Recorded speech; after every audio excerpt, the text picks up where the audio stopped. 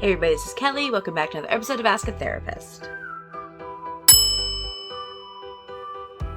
Today we're going to talk about what happens after you have come out to people in your life. The reason that we're talking about this is because it's come up recently that people are still feeling a sadness or a confusion or a fear even after living into who they know themselves to be and who they know themselves to love. And that can get confusing, and so we're going to talk about that. First, I want to invite you to subscribe. If you've already subscribed, make sure that you like the video, comment on the video if you have things to say. Also, don't forget to hit the bell. That'd be great.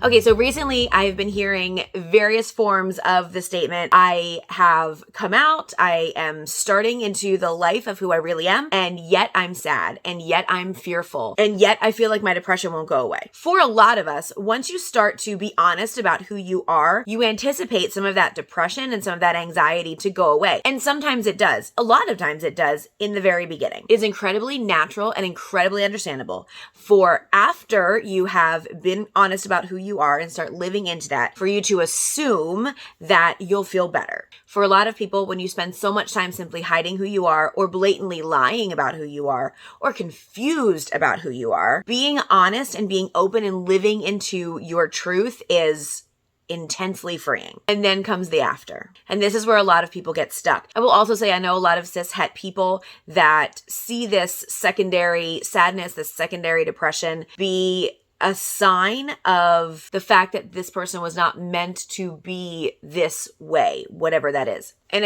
I think for a lot of people in the cis-het community, that makes sense. Some of them I want to believe it's not nefarious, and others it probably is. Regardless, in the cis-het community, it's very difficult for them to understand why being honest would lead to more sadness, but that's because they've lived their whole lives in a compulsory heterosexual society. And for most of us who are starting to try to unpack religious trauma, compulsory heterosexuality, internalized homophobia, all of those things play into this. So let me start with the basics. Of course, when you are able to come out and be honest about who you are and who you love, it is going to feel good. It is also going to feel scary. And for some people, those go hand in hand.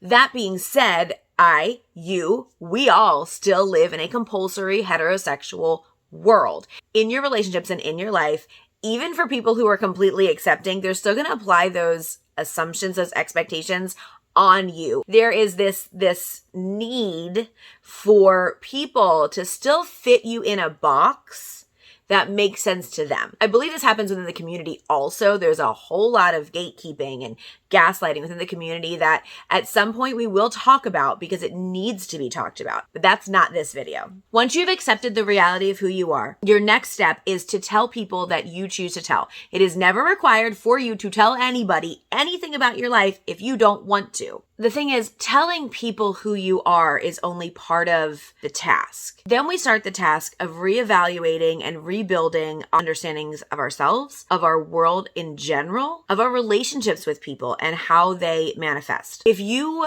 come out to people and they're super supportive and they're great and everything's fine, and then eventually things sort of start to fall away, even if it's from very natural life causes, a lot of times it's going to feel like, oh, now that they know who I am, they don't want to be around me anymore, or we don't have as much in common as they thought. And so they're going to go find other people who have more in common with them. The loneliness starts to set in. That loneliness comes from a lifetime of expecting and understanding that you might not be acceptable to everybody. The things that we have to choose from to see ourselves reflected back to us through the media is part of what makes us lonely. And that might sound bizarre for some of you, but I'm telling you, when you do not see your likeness or your similarity or your understanding of yourself shown as acceptable, as no big deal, and as part of life,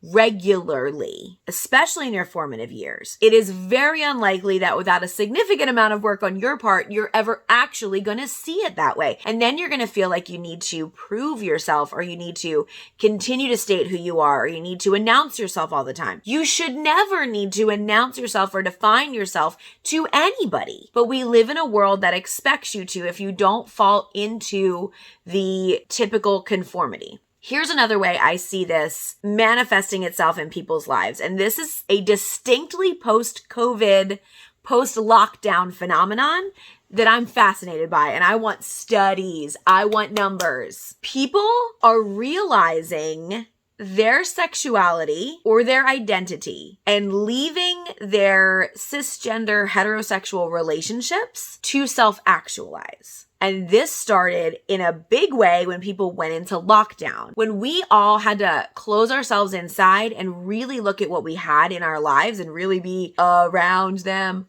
all of the time. It led to some soul searching that I believe some people wouldn't have done for at least another 5-6 years. When you are faced regularly with a situation where something is off, but you've always known to keep yourself busy. This is not just for marriages, not just for domesticated partnerships. This is also kids living under their parents' roof, college kids who had started to self-actualize and came home and had to live back in the closet again. All of these things sort of just disrupted people's lives. Mix that with the fact that there's so much unknown and so much unrest and so much stress going on. People were not willing to continue to be put in that box. And so they made incredibly brave steps to become who they are. Incredibly brave steps do not happen void of some fallout. And for some people, that fallout has been friendships, it's been relationships, it's been marriages or families. The impact of somebody finally being able to know who they are can sometimes feel hurtful to others. And so we have a number of people who are taking these really brave steps to self-actualize and to do what they need to do for themselves and for their own future. And further, for the betterment of the family and the people they love, because once they're able to live into themselves, they put on their own oxygen mask first, they're able to be better for the people in their family. It does not mean it doesn't hurt. And that hurt or that difficulty becomes blame for a lot of them. And the blame of if I had just been quiet or if I had just been in hiding for longer, if I didn't have to be me, I maybe wouldn't have hurt the people I love. That is valiant and it's also bullshit. And it's bullshit because people say that to themselves in order to imagine a day where they did not have to feel the discomfort. It's so convoluted that our world continues to gaslight queer people. Because if you discover who you are and it is no longer possible for you to live in the situation you are in, and you choose to leave the situation you're in order to live truly you in a way that doesn't make you, I don't know, hate yourself, when you decide to take your own power back and to stand up for who you are, other people see you as selfish. There's a part to this that will need to be another video because I do not believe that selfishness is bad. That's a whole nother topic. But the point is, when someone looks at you and your decisions and calls you selfish or says that you just needed to do what you wanted to do and it didn't matter what anyone else thought, all of those things are gaslighting. All of those things are inappropriate, and none of those things deserve to be said to someone who is going through the very painful process of removing all of those assumptions about themselves from their life and trying to relearn who they are. If that gaslighting is happening in your life, that is going to make you feel like a fraud on some level. And if that is happening, I suggest you take a really good look at those relationships and those people who are bringing that into your life and maybe tell them to hit the road, or at the very least have a really honest talk with them. And then we also have the issue of internalized homophobia to deal with when first coming out or when first living into a relationship or a different way of being yourself. Internalized homophobia is this absolutely insidious emotional roller coaster that happens inside of our head, and it's very difficult to unpack. This is one of those things that lived experience becomes essential. Going to talk to someone who is cisgender and heterosexual absolutely can be helpful. I do believe, though, that there is some level of lived experience that you need to be sharing in with someone in order to really start to unpack internalized homophobia. So what I'm saying is, if you have a cishet therapist out there, awesome, and you connect with them and it's going well, great. Also get yourself some other like-minded people. You can unload some of the assumptions about what's right and what's wrong. Really, the attempt in this video is just to normalize for you the fact that coming out and being real about who you are is just the beginning of a journey and not the end.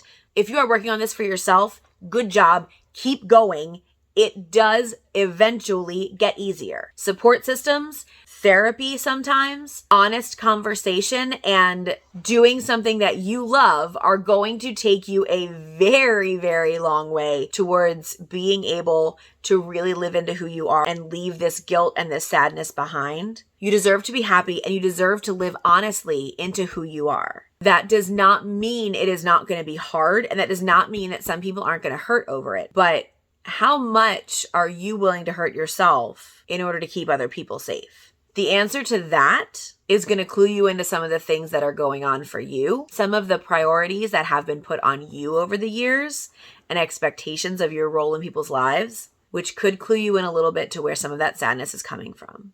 That's it for today. Thank you so much for being here. Please do not forget to subscribe, to like, to click the bell so you get notifications for when I publish. And I will see you all next week for another Ask a Therapist. I hope you have a great week. Take care of yourselves and each other.